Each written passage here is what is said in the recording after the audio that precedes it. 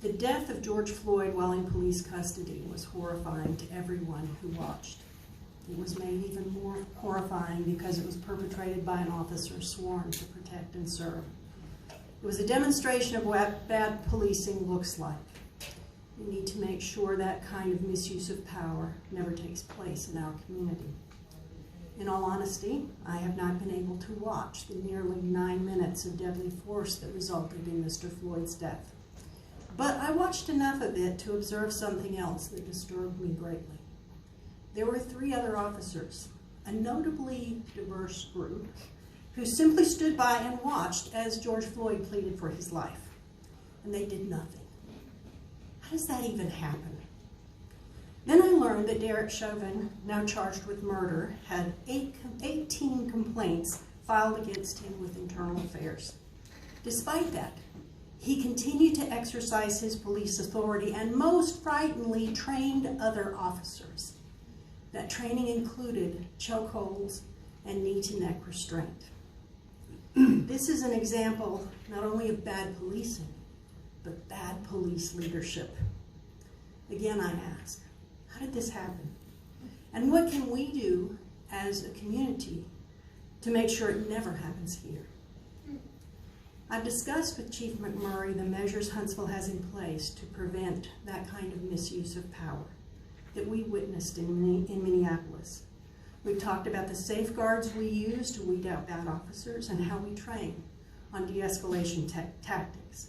We have innovative practices in place that prevent that kind of bad policing. And I look forward to having Chief McMurray share those practices with the council and the community next week, as well as the Citizens Advisory Council's report. I have confidence in Chief McMurray, our officers, and in the Police Citizens Advisory Council. They have been meeting and will continue to meet to take a broad look at not only the events of the past week, but at how our police department can better serve our community in the future. They've served us well in the past and certainly don't need this council to tell them how to do their job.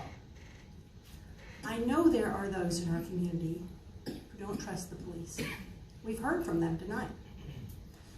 We've heard you, and we welcome a respectful, productive community conversation about better policing.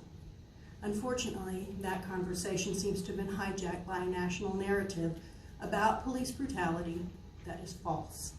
And even worse, it's been fueled by charges of racism and hatred.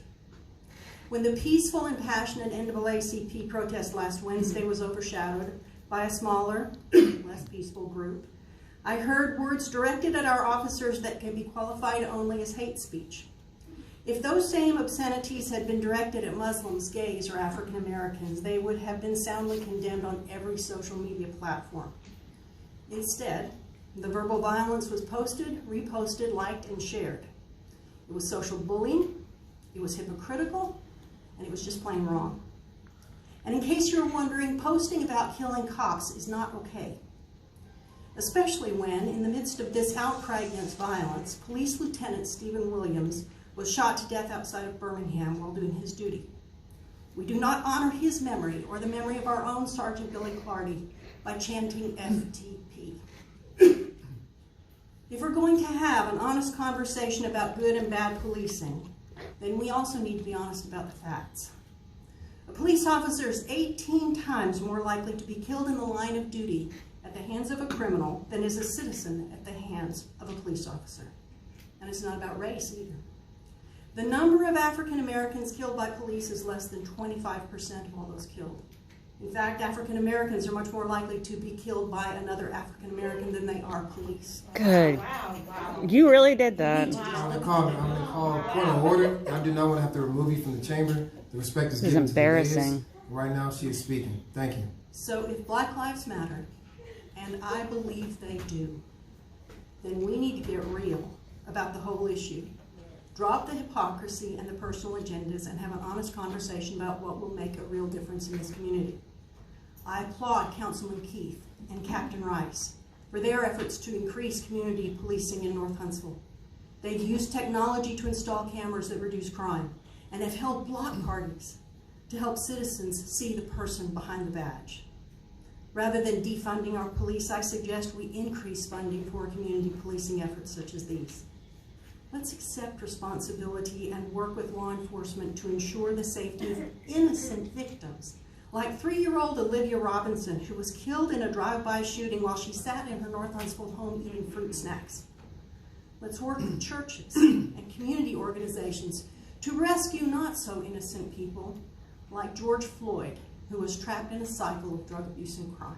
Good. And let's learn from the horrific example of Derek Chauvin and the Minneapolis police force that ignored repeated warnings, trained officers to use lethal force, and fostered a culture of callous indifference. So, here's where we are. Yes, we will give our community a full and open accounting of the events of the past week. We owe you that.